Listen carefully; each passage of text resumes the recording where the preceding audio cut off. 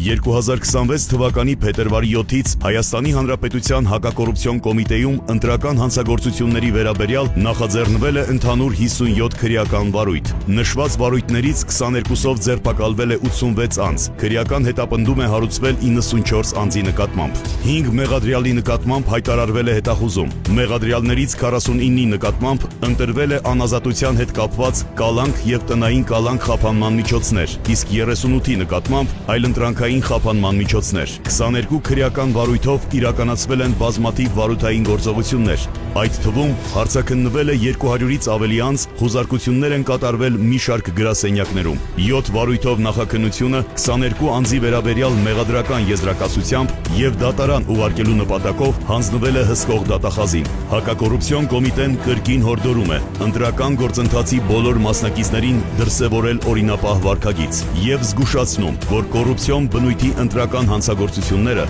գտնվում են կոմիտեի ամենօրյա ուշադրության կենտրոնում։